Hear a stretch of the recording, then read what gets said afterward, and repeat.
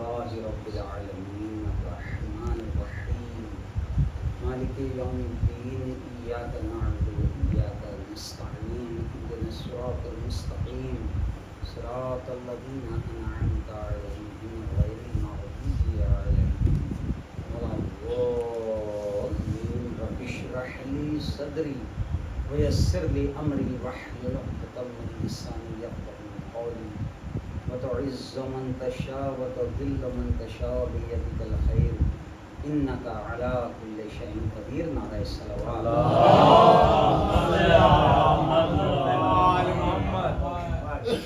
أعوذ بالله من الشيطان اللعين الرجيم. بسم الله الرحمن الرحيم. الحمد لله رب العالمين والصلاة والسلام على رسول الحرمين وإمام القبلتين وسيلتنا في الدارين محبوب رب المشرقين ورب المغربين جد الحسن والحسين مولانا ومولى الثقلين بالقاسم محمد وعلى أهل بيته الطيبين الطاهرين المعصومين المظلومين ولعنة الله على أعدائهم أجمعين وغاصب حقوقهم ومنكر فضائلهم كلهم أجمعين من يومنا هذا إلى يوم الدين. أما بعد قال الله سبحانه تبارك وتعالى في القرآن المجيد. بسم الله الرحمن الرحيم. إن الذين يؤذون الله ورسوله لعنهم الله في الدنيا والآخرة وأعد لهم عذابا مهينا.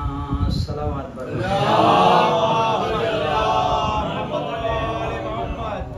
عزیزان محترم، پروردگار کا انتظام دیکھیے کہ جو صلوات والی آیت ہے ان اللہ و ملائکتہ یصلون علی النبی یا ایھا الذین آمنوا صلوا علیہ وسلموا تسلیما. یہ آیت سورہ احزاب کی آیت نمبر 56 ہے، اور اس کے بعد ہی اللہ نے جہاں یہ رکھا ہے کہ بے شک اللہ اور اس کے ملائکہ نبی پر درود بھیجتے ہیں، اور اے ایمان والو تم بھی ان پہ درود بھیجو اور زیادہ سے زیادہ سلام کرتے رہا کرو. تو جہاں نبی پر درود و سلام کی بات اللہ نے کی ہے، وہیں پر اس آیت کے فوراً بعد، ایسا نہیں کہ چار پانچ آیتیں چھوڑ کر، اس آیت کے فوراً بعد ایک اور آیت رکھی ہے کہ جس میں اللہ نے فرمایا ان الذین یؤذون اللہ ورسولہ، بے شک وہ لوگ جو اللہ اور اس کے رسول کو اذیت پہنچاتے ہیں، لعنہم اللہ فی الدنیا والآخرہ، ایسے لوگوں پہ اللہ نے دنیا اور آخرت میں لعنت کی ہے. وَأَعَدَّ لَهُمْ عَذَابًا مُهِينًا، اور ایسے لوگوں کے لیے اللہ نے شرمندہ کرنے والا عذاب رکھا ہے. عزیزان محترم، تو اب اللہ اور رسول کو اذیت کس نے دی؟ اذیت دی ہے، اور جس کی آج ایک مثال 8 شوال ہے. 100 سال پورے ہو گئے جنت البقیع نامی قبرستان جو مدینہ منورہ میں ہے اور رسول اللہ کے روضے کے بالکل قریب ہے. مان لیجئے جامع مسجد اور شاہی مسجد اتنا ڈسٹینس ہوگا، اتنا ڈسٹینس ہے. جو زیارت کر کے آئے ہیں ان لوگوں نے بتایا کہ رات کو اتنی روشنی رسول اللہ کے روضے پہ رہتی ہے کہ اگر ایک سوئی گر جائے تو آدمی ڈائریکٹ اٹھا لے گا، مل جائے گی اس کو. لیکن جناب سیدہ جو ان کی بیٹی ہیں، ان کے روضے پر اس قبرستان میں جہاں شہزادی دفن ہے، اتنا اندھیرا ہو جاتا ہے کہ افسوس ہوتا ہے دیکھنے والوں کو. عزیزان محترم، آج سے 100 سال پہلے 1925 میں ڈائنامائٹ بم لگا کے اس قبرستان کو اڑا دیا گیا، اور اس پہ جو گنبد وغیرہ روضے پر بنے ہوئے تھے اس کو سب کو اڑا دیا گیا. اور جب اس کا ملبہ گرا تو بلڈوزر چلا کر زمین کو برابر کر دیا گیا. یہ جو قبر شہزادی ہے، یہ جو پتھر لگا ہوا ہے، جو لوگ برابر جاتے تھے نشان معلوم تھا، انہوں نے ایک سپوز کر کے قبر کا نشان بنا دیا ہے. اور 4 اماموں کی قبر شہزادی کے جسٹ پیچھے ہے، ان کے پیتیانے، دوسرے امام، چوتھے، پانچویں اور چھٹے امام. یہ 4 امام جو ہیں ان کی قبر کو بھی سپوز کر کے ایک نشان دیا گیا ہے. کون؟ جنت البقیع. جو مدینہ میں جنت البقیع نامی ایک قبرستان ہے. ایسا نہیں کہ اس میں صرف جناب سیدہ دفن ہیں اور 4 امام دفن ہیں. اس میں جس مولا کا علم ابھی لے کے ہم لوگ باہر نکلیں گے، ان کی والدہ گرامی، کیا عزت ان کی، کیا ریسپیکٹ ان کا، کیا روب و دبدبا. ارے جناب سیدہ سلام علیہ کا روب، ان کا مقام یہ الگ مقام تھا، لیکن مولا عباس کی والدہ کا بھی مقام جو تھا یہ بہت بڑا مقام تھا. عزیزان محترم، تو جناب فاطمہ کلابیہ مولا عباس کی والدہ کی قبر بھی اسی میں ہے. تحقیق بتاتی ہے کہ 300 سے زیادہ قبریں صحابہ کرام کی ہیں. بڑے بڑے جو رسول اللہ کے صحابی تھے، ان صحابہ کرام کی قبریں، 300 سے زیادہ قبریں وہاں جنت البقیع میں ہیں. تو مسلمانوں کو کیا ہو گیا؟ آپ جناب سیدہ کے لیے مت بولیے، آپ امام حسن علیہ السلام کے لیے مت بولیے، باقی 3 اماموں کے لیے مت بولیے، لیکن جو 300 رسول اللہ کے لگ بھگ 300 صحابہ کرام جو وہاں پہ دفن ہیں، ان کے لیے تو بولیے گا، ان کے لیے تو پروٹیسٹ آپ کریں گے. اور پھر مسلمانوں کے تیسرے خلیفہ بھی اسی قبرستان میں دفن ہیں. وہ باہر تھے، لیکن جب 4 دیواری ہوئی تو ان کو گھیر کے اس قبرستان کے اندر لے لیا گیا. عزیزان محترم، وہ قبرستان جس کو ڈائنامائٹ بم سے اڑا دیا گیا. آج ایک عجیب بات میں کہہ رہا ہوں کہ وہی سعودی عرب کہ جہاں کے حکومت کرنے والوں نے نہ جانے کتنے بت خانے بنوا دیے، کتنے مندر بنوا دیے.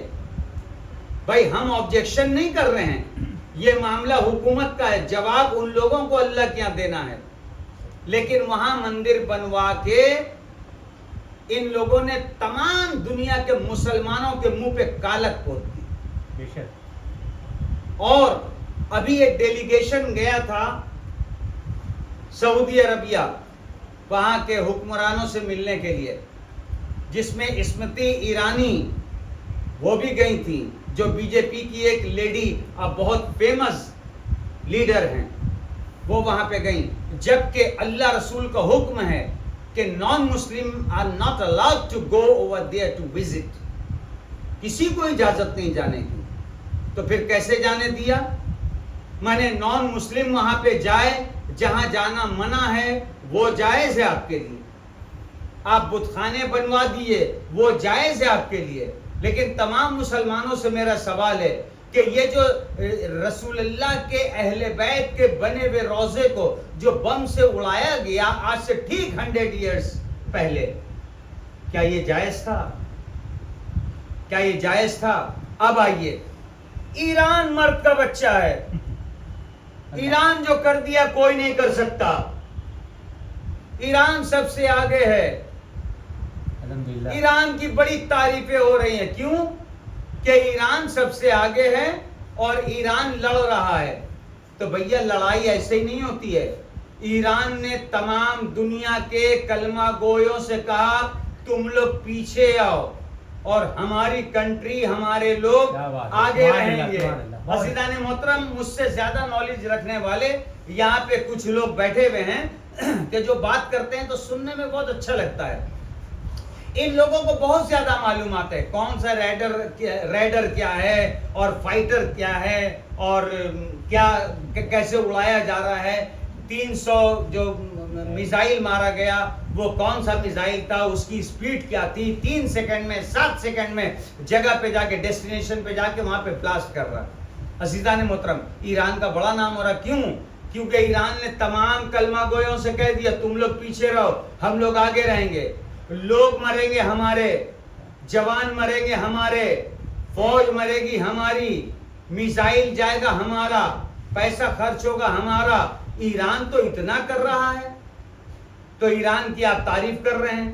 اب آپ ایک بات بتائیے کہ وہی ایران جو اٹیک کر رہا ہے، جب پلٹ وار ہوگا، اسرائیل پہ حملہ کیا، میں نے اسرائیل کے ابا کو لگ رہا جا کے، امریکہ کو اسرائیل پہ حملہ کیا تو اسرائیل کے ابا کو امریکہ کو جا کے لگ رہا. اب جب امریکہ ریٹرن اٹیک کرے گا تو کس پہ کرے گا؟ کون سی کنٹری پہ کرے گا؟ وہی ایران پہ تو کرے گا، کیونکہ ان لوگوں کو دنیا میں بس ایک ہی کنٹری سے دہشت ہے، وہ ہے ایران. ارے ایران نے ثابت کر دیا کہ آیت اللہ خمینی کا مشن کیا ہے اور اہل بیت کا چاہنے والا کتنا بہادر ہوتا ہے. علی کا چاہنے والا کتنا بہادر ہوتا ہے. عزیزان محترم، تو ثابت کر دیا. اب جب ریٹرن اٹیک ہوگا امریکہ کی طرف سے تو کس پہ ہوگا امجد بھائی؟ وہی ایران پہ تو ہوگا. لوگ مریں گے ایران کے، بچے عورتیں مریں گے ایران کی، سامان جائے گا، ویسٹ ہوگا ایران کا، بلاسٹ ہوگا ایران میں، میزائل گرے گا ایران میں. ایران تو اتنا کر رہا ہے. اب ایران اگر آج کی تاریخ میں تمام کلمہ پڑھنے والوں سے یہ کہے کہ بھیا تم لوگوں کے لیے تو ہم اتنا کر رہے ہیں، میرا ایک کام کر دو چھوٹا سا. کا کیا؟ کئی جو جنت البقیع کو بلاسٹ کیا گیا ہے ابھی تک بنوایا نہیں، مانگوں ابھی تک بنوایا نہیں گیا، اس کو ری بلڈ نہیں کیا گیا. تو آپ لوگ آئیے ہمارے ساتھ مل کے ایک مشن چلائیے اور سعودی عرب کو مجبور کیجئے کہ وہ بنائیں. کتنے لوگ جائیں گے ایران کے ساتھ؟ احسان کا بدلہ تو احسان ہوتا ہے نا. کتنے لوگ جائیں گے ایران کے ساتھ؟ بہت کم لوگ جائیں گے. میرے محترم عزیزان محترم، افسوس کی بات ہے. اچھا 1925 میں جب بلاسٹ ہوا تھا جنت البقیع میں، تو اس کے جسٹ نیکسٹ ایئر 1926 میں پہلا احتجاج، جب احتجاجی جلوس جو نکلا ہے وہ کلکتے میں نکلا ہے.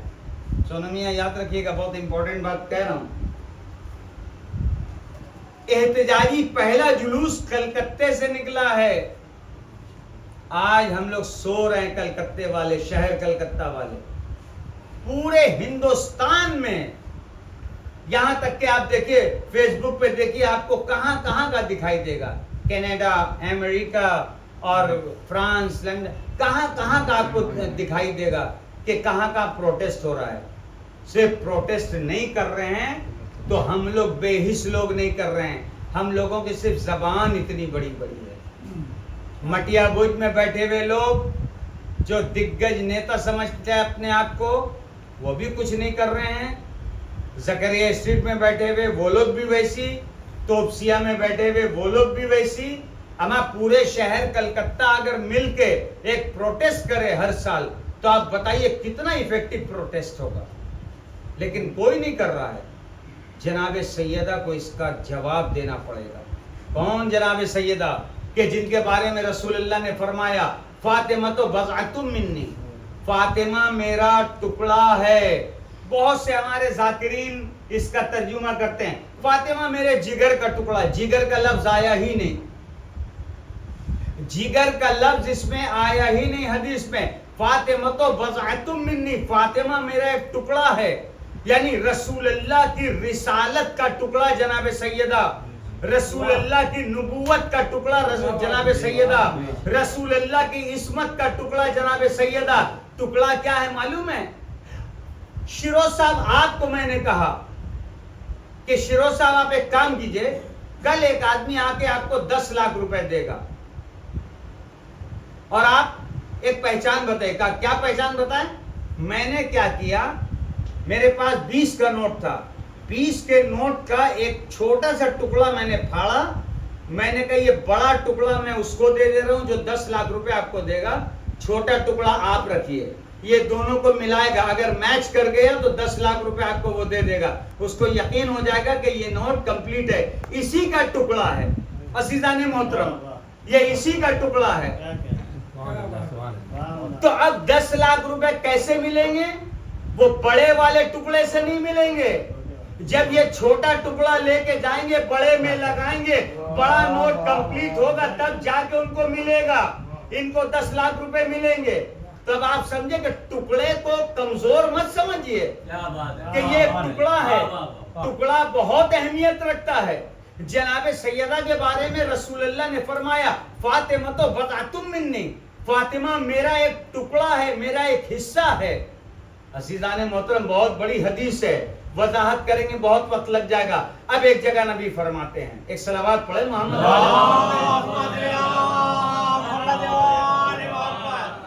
اب ایک جگہ نبی فرماتے ہیں جناب سیدہ نے بچپن سے اتنی خدمت اپنے بابا کی جب رسول اللہ تبلیغ کر رہے تھے, نماز پڑھتے تھے تو کفار مکہ کیا کرتے تھے, اونٹ کی لید اور گندگی یہ رسول اللہ کی پیٹھ پہ سر پہ ڈال دیتے تھے. رسول اللہ گھر آتے تھے, جناب سیدہ دیکھتی تھیں, چھوٹی سی ہماری شہزادی, اپنے بابا کو بٹھا کے سر دھلاتی تھی, وہ سب صاف کرتی تھی. ماموں آپ کو بہتر سمجھ میں آئے گا, آپ کے بچوں نے آپ کی بڑی خدمت کی ماشاءاللہ, آج بھی کر رہے ہیں. تو شہزادی اپنے بابا کا سر, کپڑے اور یہ سب صاف کرتی تھی, جیسے ایک ماں اپنے بیٹے کے لیے کرتی ہے, شہزادی اپنے بابا کے لیے کرتی تھی. اسی لیے رسول اللہ نے ایک خطاب دیا. خطاب ایسے نہیں ملتا ہے. ہمارے مولا عباس کو باب الحوائج کا خطاب ملا, کارنامے پہ ملا ہے, محبت پہ نہیں ملا ہے. اتنا کیا ہے میرے مولا عباس نے, اتنا کارنامہ ہے, اس پہ ملا ہے, کارنامے پہ ملتا ہے. شہزادی نے اتنی خدمت کی اپنے بابا کی, بس منزل کی طرف میں آ رہا ہوں, 10 منٹ مشکل سے آؤ. اتنی خدمت کی کہ رسول اللہ نے فرمایا یا فاطمہ تو انت ام ابیہا. ماشاءاللہ سادات کرام بھی یہاں تشریف فرما ہیں, اور میری طرف اگر متوجہ ہو کے سنیں تو اور مزہ آئے گا. یا فاطمہ تو انت ام ابیہا, اے فاطمہ تم اپنے باپ کی ماں ہو گیا. اے فاطمہ تم اپنے باپ کی ماں ہو. اب مان لیجئے کہ رسول اللہ بیٹھے ہیں, معراج پہ گئے, 5ویں آسمان پہ پہنچے, اور 5ویں آسمان پہ پہنچنے کے بعد تمام نبیوں کو بلایا, نماز پڑھائی. اب سب انبیاء بیٹھ گئے, رسول اللہ بھی بیٹھ گئے. اتفاق سے اللہ نے شہزادی کو کہا کہ آپ ذرا سا اپنے بابا سے 5ویں آسمان پہ مل لیجئے, جسے بیت المعمور کہتے ہیں. کعبہ جب اٹھایا گیا تھا حضرت نوح کے دور میں, جو طوفان آیا, سیلاب آیا, کعبہ ڈوب جاتا. اللہ نے کعبے کو جیسے لفٹ اوپر جاتی ہے, جبریل سے کہا کہ کعبے کو ایسے پورا اٹھا لو, سیدھا اٹھا کے 5ویں آسمان پہ رکھا گیا. اس کے بعد حضرت ابراہیم کا دور آیا تو اس کے بعد والا یہ کعبہ ہے. تو 5ویں آسمان پہ معراج پہ جا رہے تھے ہمارے سرکار, انہوں نے تمام انبیاء کو نماز پڑھائی. اب اللہ کا حکم, تمام انبیاء بیٹھ جائیں. میرے حبیب آپ بھی تشریف فرما ہو جائیے, بیٹھ جائیے آپ بھی. رسول اللہ بیٹھ گئے. شہزادی کو اللہ نے حکم دیا کہ آپ ذرا سا وہاں چلے آئیے, اپنے بابا سے مل لیجئے 5ویں آسمان پہ بیت المعمور میں. شہزادی کی سواری پہنچی, اور جب شہزادی پہنچی تو رسول اللہ تعظیم کے لیے کھڑے ہو گئے. جیسے ہی رسول اللہ کھڑے ہوئے تعظیم کے لیے, اپنی بیٹی کے تعظیم کے لیے, 1,23,999 انبیاء یہ سب کے سب کھڑے ہو گئے.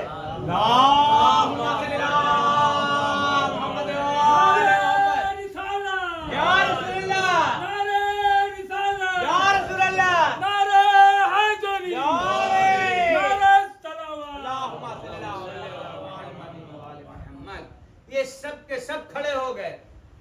رسول اللہ کھڑے ہوئے, سردار کھڑے ہوئے, تمام نبیوں کے سردار, تمام رسولوں کے سردار, اللہ کے محبوب, تاجدار مدینہ, شفیع روز جزا.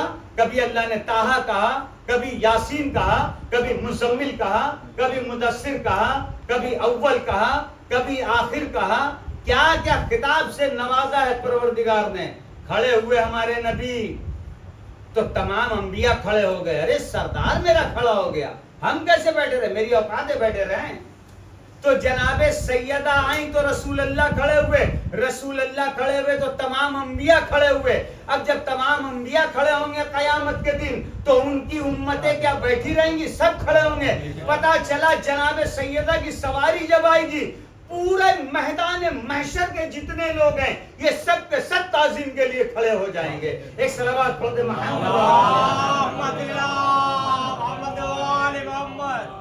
عزیزان محترم، یہ ہے ہماری شہزادی کہ جن کے بارے میں نبی نے فرمایا ہماری شہزادی کا کیا حل کیا، روزہ بلاسٹ کیا۔ اور یہ مشن کوئی نیا نہیں تھا۔